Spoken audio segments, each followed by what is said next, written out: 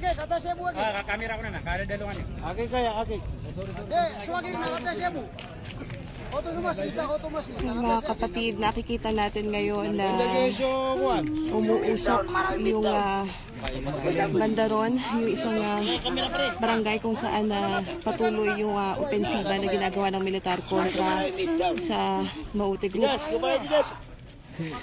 Nandito kami ngayon sa kalayuan at nakikita nga namin ngayon kung ano yung nangyayari.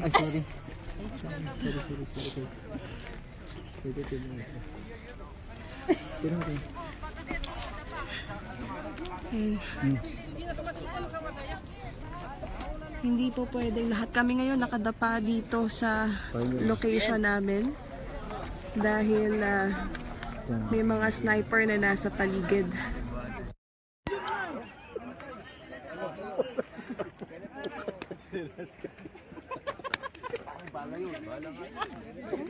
Pumito.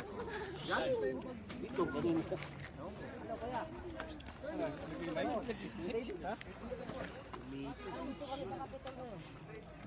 Jadi natampar tadi. Sa auto sa Abu Bakar, sa masjid, natampar saya. Kia Awari Street na ginan. Awari Street. Oy, Awari Street. Nakakar sada sa itin na sa highway na ginan.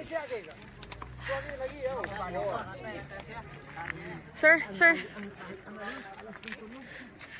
ano yung lugar na yun? Aywan ko nga ba parang sa kanata? So yun ang highway ng Basak Malatalat. Ano po? Ano pang lugar yun? Basak Malatalat. Okay.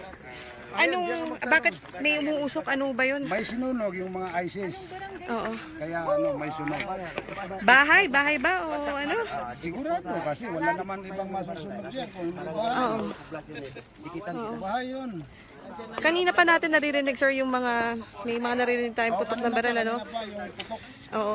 Sa nakita nyo dito sa lugar, ano ba yung mga napansin nyo? Ano ba yung nakita nyo kanina? So yung kanina, kahapon pa, nung isang araw pa, nandyan naman yung mga ISIS, dyan sila. So hanggang ngayon, nandyan rin sila. So yung, ewan ko yung mga tropa ng militar, kung saan sila ngayong banda. Yes, sir. Baka malapit na dahil nagsimula na yung putukan. Oo. Dire-diretso, sir, ano? Yun, doon sa banda doon yung naririnig natin na putok ng barel. Putok ng baril, dyan sa may sunog. Doon sa may sunog na yon, doon sa umuusok na yon, sir. Oo, yun, nandyan sila. Okay. Kasi yung nakikita natin na medyo tower, parang yun ang mosque ng Muslim dito sa Basak Malatalat. Okay. Nandyan yung mga army, noong isang araw pa, nandyan sila. Okay. Yung Maute, sir, nandoon din? Oo. Hanggang ngayon? Oo, hanggang ngayon nandyan sila. Yung Maute at saka yung ICC isa lang. Oo. Isa lang yun. Nandyan pa ba, sir, si Estelon Hapilon daw? So si Hapilon, ang balita ko kay Hapilon, nandito siya banda. Kasi iba yung tropa nila doon sa kabila. Sa kabila. Sa kabila. Oo. Si Hapilon, dito siya. Okay. May mga residente pa ba doon, sir? May mga nakatira pa? May mga tao pa? So wala na. Konti lang natira sa mga bahay nila kasi umalis na. Umalis na lahat? Oo, umalis na. Okay. May naiwan lang yung mga lalaki, binabantayan niya yung residence nila. Okay. So yun, mga lalaki na lamang. lalaki lang. Okay. Ngayon lang nangyari to sa lugar niyo, sir, ano? Ha? Ngayon lang nangyari tong ganito dito sa lugar niyo, no? Sa lang, parang ngayon lang yung nangyari. Ngayong panahon ng ISIS.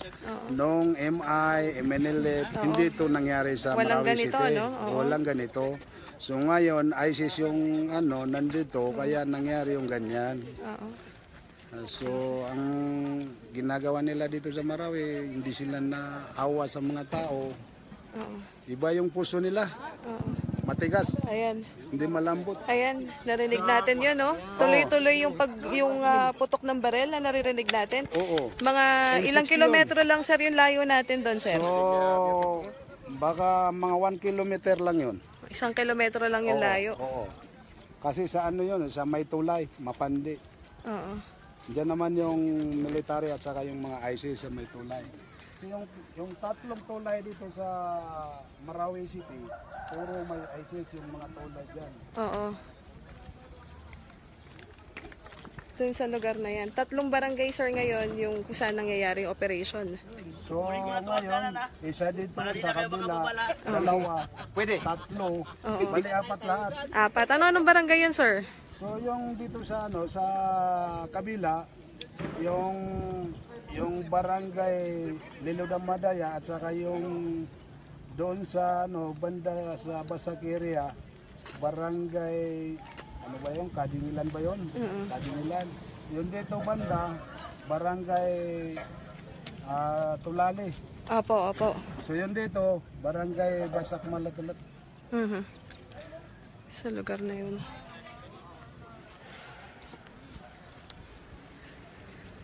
Dito sa... Sir, maraming salamat po. Makikita natin ngayon na yan. Ito yung mga media na nagko-cover ngayon dito sa lugar. Ayan, kanina katatapos ng interview namin kay Colonel Herrera, yung tagapagsalita ng 1st Infantry Division, kung saan binigyan nga niya tayo ng update. Ang sabi niya, accordingly, tatlong barangay doon nangyayari yung operation ngayon ng military. So may sightings pa rin daw kay Istilon Hapilon, pero hindi malinaw kung sugatan nga ba itong si Istilon Hapilon. Ang nakikita natin ngayon dito, patuloy nating naririnig, tuloy-tuloy yung pagputok ng barel. Tapos may nakikita tayo na umuusok doon. Ang sinabi ng isang residente na nakausap natin dito, sinunog daw iyan ng Mauti Group para nga bilang diversionary tactics para maguluhan yung military. Ayan.